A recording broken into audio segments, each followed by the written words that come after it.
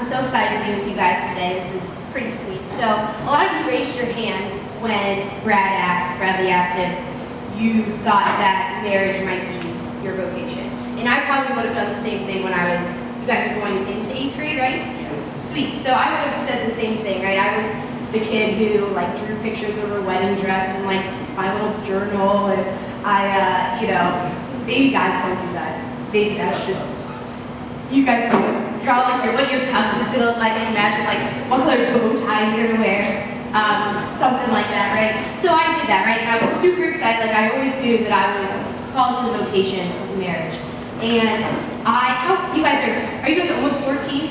Yeah. Okay, that's sweet. So I met my husband when I was 18 years old, and he was 17. So yeah, I'm 3 months and 10 days older than him, and it's very important, okay?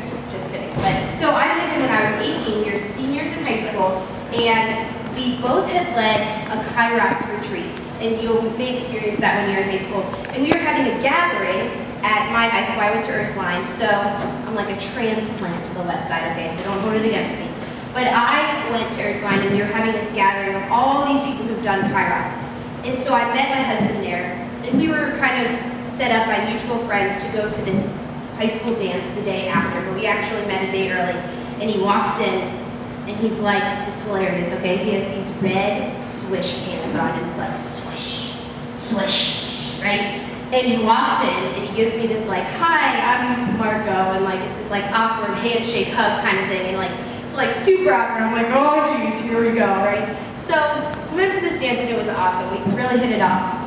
You might be able to tell by his name, but he's Italian, okay? So my new last name is Venturato, so his name's Marco Venturato. If that's not Italian, I don't know what is. So he's Italian. He was born in Italy, moved here when he was 3.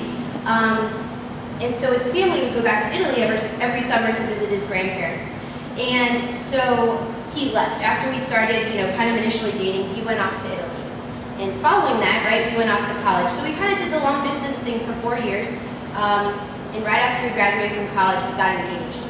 And I don't know about you, but one thing that I learned was that marriage is a call. And I wouldn't have told you that when we were dating or when I was in college, right? I kind of thought that engagement was just that next step, right? So I was talking to him Marco, I just want to get married. I want to take that next step in our relationship, right? But a vocation is a call, right? God calls us to marriage, which is beautiful. That's awesome, right? That God's going to call you to something greater, whether it's priesthood, whether it's marriage, whether it's religious life. It's awesome, right? So vocation, I don't know if Bradley told you this already, right? Comes from the Greek word vocare, which means to call. Okay, so vocation is a call. So that's one thing that I learned about marriage that I didn't know when I was your age and even in college, right? That God was calling me to this.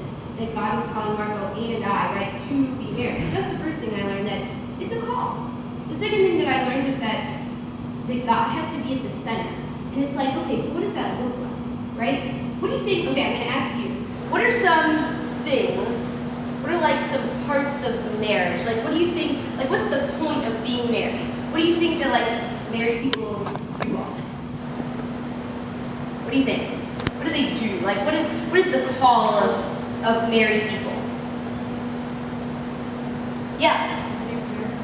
Okay, so part of it is to take care of each other, right? So if one of us is sick, yeah, take care of each other, okay? Or sometimes, I go home and fix dinner, sometimes Marco will fix dinner, right? So part of it is to take care of each other. So that's part of it, right? Right now we're not together, right? He's at work, I'm at work, right? So part of there's a work component to that, right? We hang out, right? We play on an indoor soccer team on Wednesday nights, and I'm really terrible. Anyone play soccer? Anybody? Okay. I am the worst, okay? But we do it because it's fun. It's a good thing for us to do together. And he's very patient with me. And he sometimes passes me the ball, and I get mad because I don't hold the ball, so I'm bad. Go ahead. Yeah, right? So part of the point of marriage, right, is part of the point of marriage is to raise a family, to raise children. And I'll kind of get to that part of it in a second, right? Absolutely, right? But Christ is at the center of that. So what does that look like, right? What does it look like if Christ is at the center of our marriage? One, it involves prayer. You guys kind of talked about that, right? That Marco and I are called to pray together. So my favorite part of the week, we wake up on Sunday mornings, make waffles. Anyone love waffles? Yes. Waffles, for sure, right? Make waffles, have some coffee. Those old people drink coffee. and then we go to Mass together on Sundays, and it is the best. And a lot of times then we'll come home and eat tacos. So like, it's a win-win, right? Mass, my waffles, Mass tacos, I say we're doing pretty good. So, right, so that's so important that we're praying together, right? That we make our home a place where, God exists. So we travel a lot because, as I said, Marco's Italian. We've got to go to some really cool places. And wherever we go, one of Marco's favorite things to do is to find a cross of somewhere, from where we've been. So we have a cross from Spain. We have a cross from Greece. That's where we went on our honeymoon. We have a cross from Italy. All these different places that we've experienced together, we find a cross and we hang it on this wall, right? It's a reminder that Christ is there. Christ is present in our home. That's been really important to us. And growing up, I don't think that was one of my requirements or the list that I had.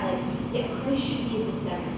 But it's been so beautiful. It's been so beautiful that Christ is the center of our life, right? Our personal life and our marriage. That's pretty cool. And finally, right, the thing that I learned about marriage, St. John Paul calls marriage a school of sacrifice. What does sacrifice look like to you? What is something that you sacrifice for? Or what's a sacrifice that you've made? Anything come to mind? Maybe Lent comes to mind. A sacrifice, something you've given up. Anyone given up social media for Lent? Sweets, TV. Oh, that's a popular one, right? I always try to give up sweets.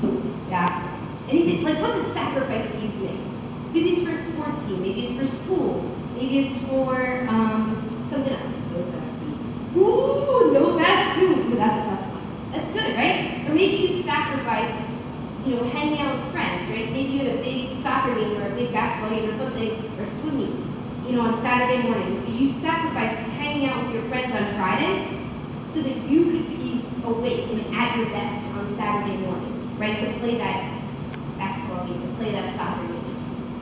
So you sacrifice, right? And marriage is sacrifice too, right? There's always something that that we had to give up in order for us to be married, right? So Marco gave up the potential of being a priest, right? I gave up the potential of being a religious sister to be married, right? Two good things that God may call you to, right? And you give that up to be married to one another, right? Maybe, sometimes we give up time with our friends so that we can be with one another.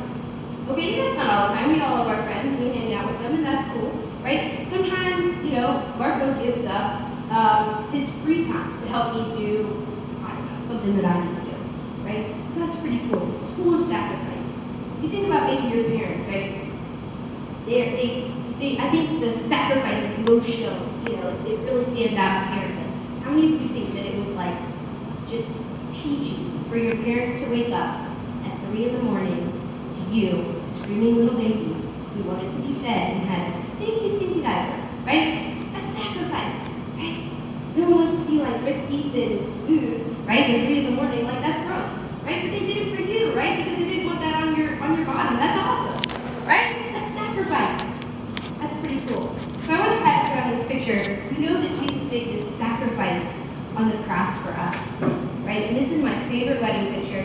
Don't mind, the picture's a little crooked because it was in my purse and drove on the way here, but this is my favorite picture. And the reason is, that picture was taken just 10 minutes after Marco and I laid down our lives for each other. We laid down our lives for each other in sacrifice, right? We said that we would love each other freely, right? No one was forcing us to love each other. So free. We said that we were going to love each other faithfully, right? Even though there would be hard times, even though that, we might go through some rough patches, we would love each other in good times and bad, so faithfully, free. I forgot total, but faithful, right? In total, right? We gave this total gift of self. You can see that, right? When priests were ordained, they lay down on the floor of the cathedral and give their entire life, 100% to God. So they give themselves totally, right? And that's what the spouses do in the vocation of marriage as well. They lay themselves down. They give 100%. Marriage isn't a 50-50 deal. I don't give 50% of myself, and Marco doesn't give 50% of himself to make 100%, right? We each have to give 100% in order to make our marriage work. So marriage is free. We make this choice on our own. No one forces us to be married, right? It's total. We give 100% of ourselves. It's faithful. We say that even in the hard times, we're going to be there for each other. We're going to support each other and love each other. Free, total, faithful, and the last is fruitful, right? We said, the priest asked us questions before we said our vows, and he said, will you accept children lovingly from God and raise them according to Christ and his church, right? So there's that fruitfulness, right? The fruit of our marriage one day will be children, right? We don't have any children yet, but one day, God willing, it will be children, right? And there's fruitfulness, even if you don't have children. One of the ways that that our marriage is fruitful right now is that we serve other people, right? And that's really important. We welcome people into our home with this hospitality, right? Come on over, have a meal, let's talk, let's hang out, let's have a good time, right? So that's part of fruitfulness as well. So that's pretty awesome. It's beautiful. It's a beautiful vocation. Some days it's really fun, and you laugh a lot, and some days it's not so fun. And that's okay, right? That's all right. There's a lot of good and bad. Take it all.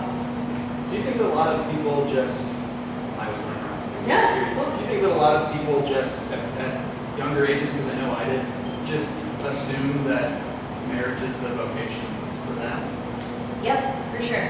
I think so. I think that's how I was, right? That I just kind of assumed I'm going to get married. I kind of dreamed about my wedding, right? And didn't see it as this call. But once you kind of recognize that God is calling you to this, that God is set your life apart and said this is what I want for your life. I want you to be a bride. I want you to be a groom. I want you to be a husband, a wife, a mother, a father, right? That's big stuff, right? That God set your life apart to fulfill that vocation. That's pretty radical, right? That's pretty cool stuff. You could be this light to the world, right? That your marriage, right? Your marriage could change the world. Your own little domestic church, that's what they call it, right? That your little unit, right? Your little family, right? Is a church in and of itself, a little domestic church, which I think is kind of cool.